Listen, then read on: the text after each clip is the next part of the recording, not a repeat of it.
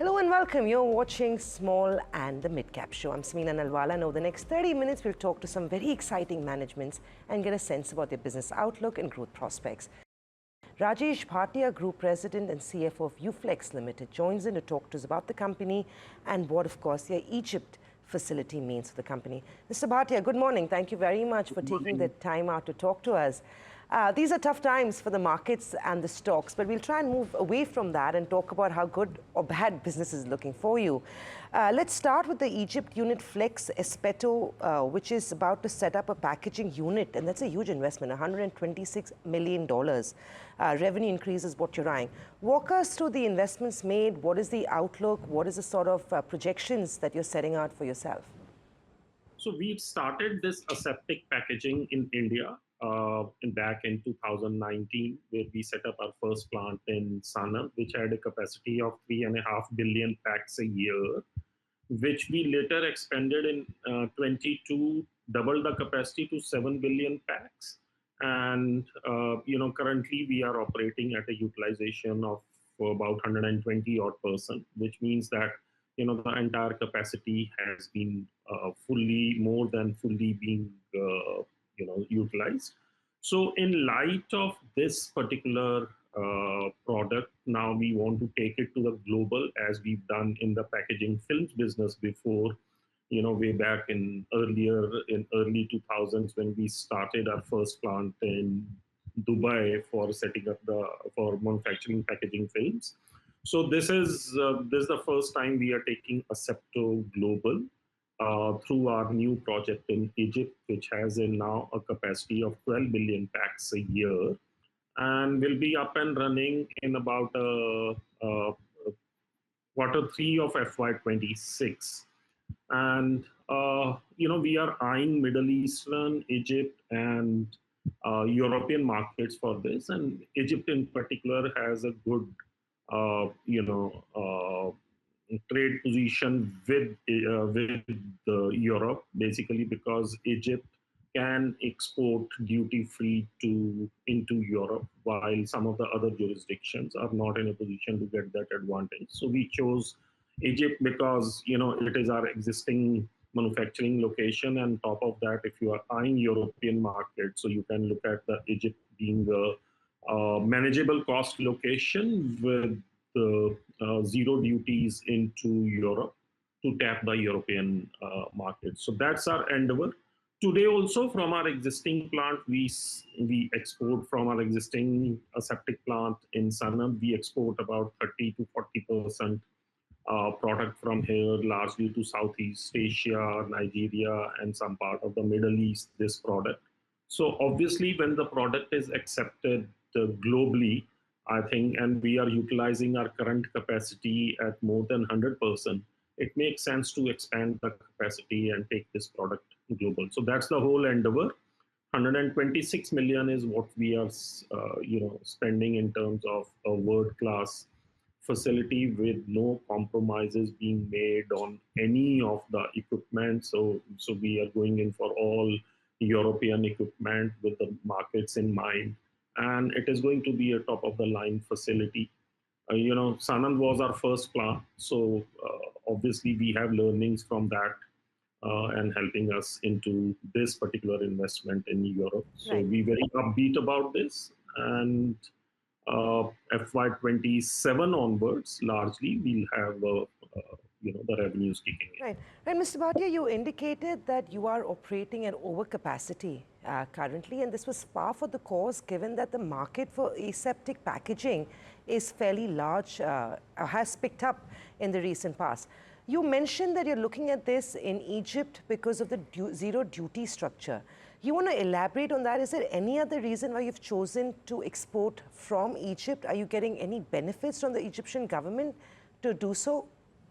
No, we are not getting any benefit, any fiscal incentives from Egyptian government to set up this facility. The advantage is Egypt has, you get manpower, which is much cheaper as compared to what you get in Europe.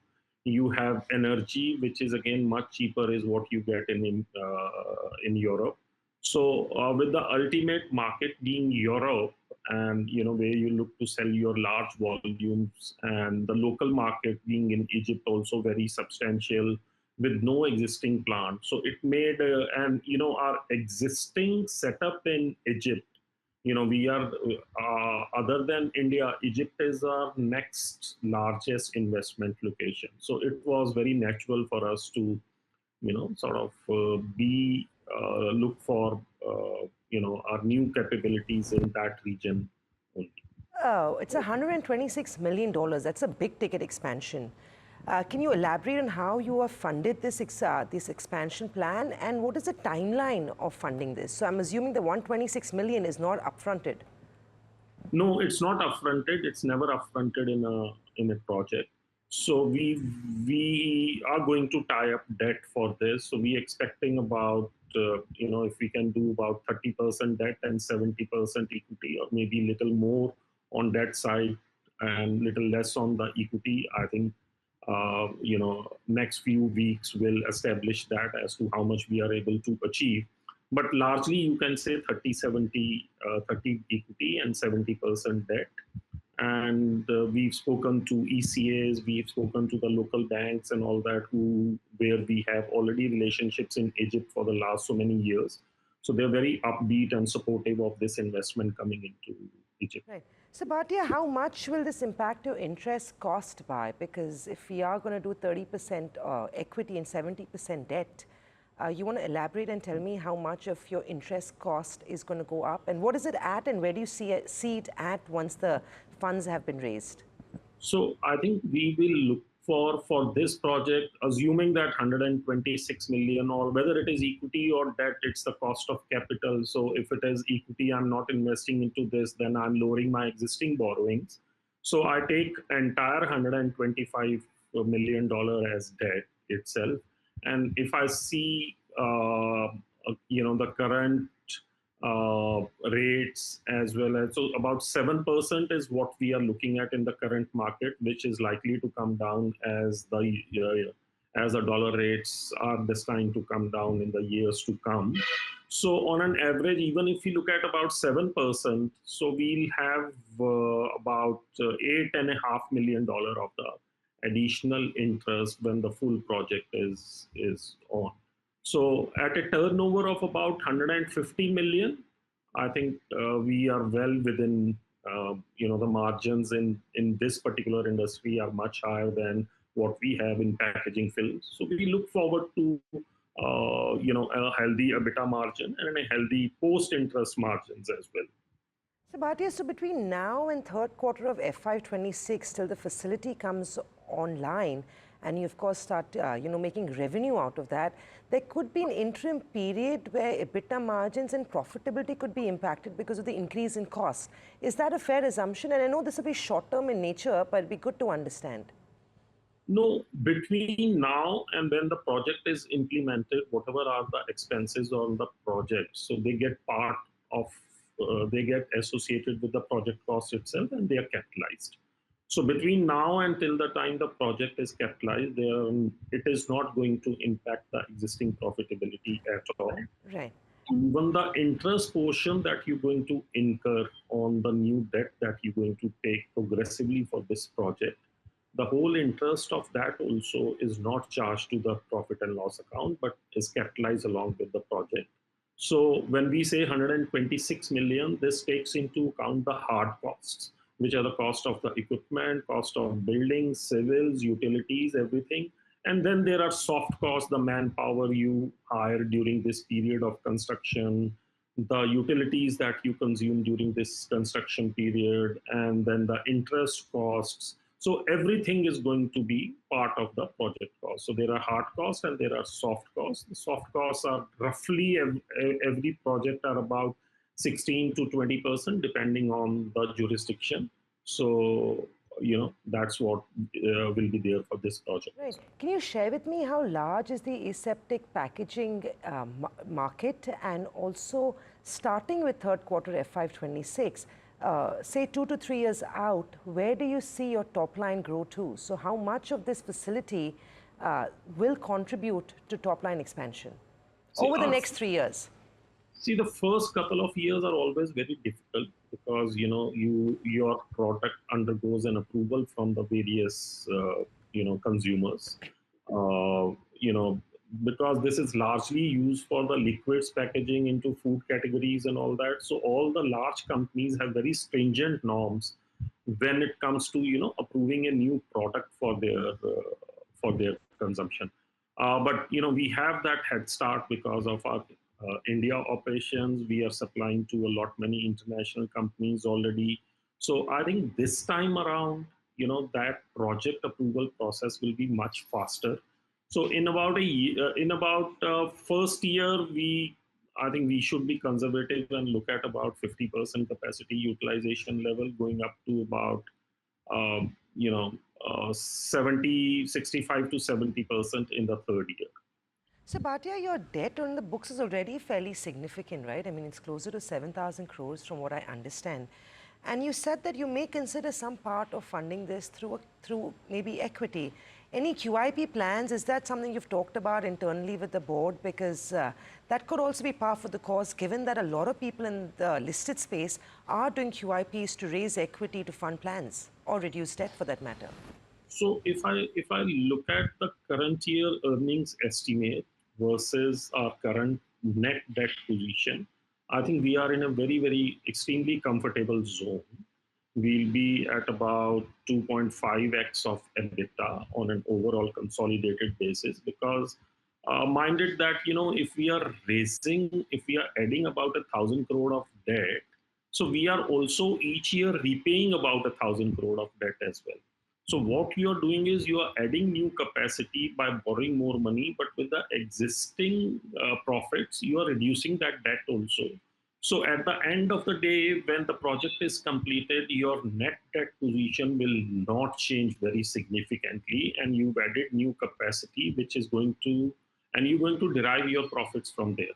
So I think overall state, we are very comfortable currently on our debt situation, the new debt, and considering the repayments, the amortization payments, what we normally have, in every year. So What are current margins QIP at? side, Yes, please continue about the QIP question. QIP, I think as of now, there are no plans. We had plans earlier, a couple of years back when, we were trying to list our Dubai subsidiary, but, those plans we had to postpone because the US markets went into a tailspin, the equity markets, we had all kind of a global issues rising from Ukraine, Russia crisis to everything that happens in Middle East. But the markets are coming back, both the bond markets and as well as the equity market. So hopefully, as and when there is an opportunity next time, we'll try to, list ourselves, our Dubai entity, which is a holdco for all our global businesses.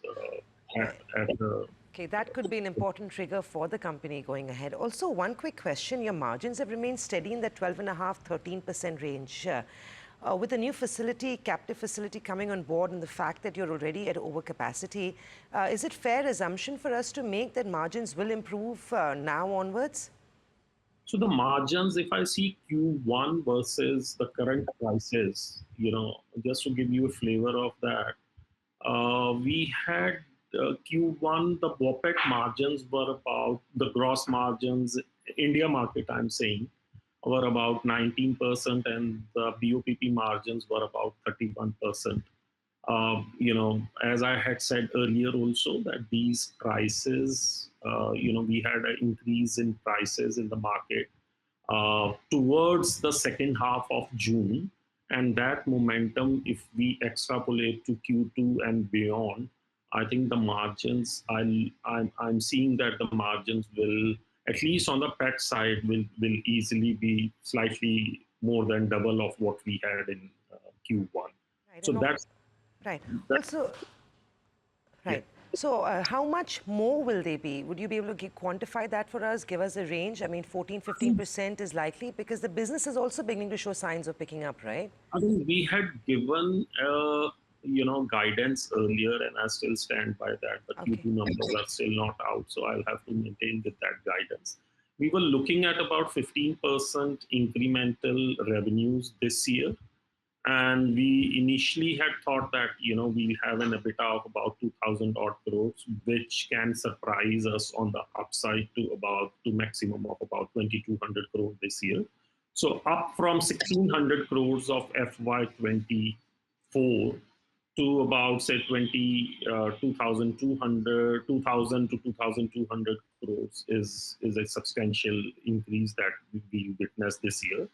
And our capacity for the PET chips resin in Egypt, which is our raw material security, that is going to add up margins. Then this aseptic facility, obviously this comes 2 years later, but all these will add substantially to the top line as well as to the profitability. That's the belief, and that's the belief which make us to invest in a product where we are already successful in the last 6 or 7 years in India, and today we can boast that we are the biggest aseptic packaging manufacturer in India, and that success we want to replicate globally as well. Given that we already have a global footprint in terms of suppliers from India at least. Right. So good luck, congratulations. This is a big one for Uflex, and hopefully the outlook is going to be as promising as indicated. Thank you and have a good day.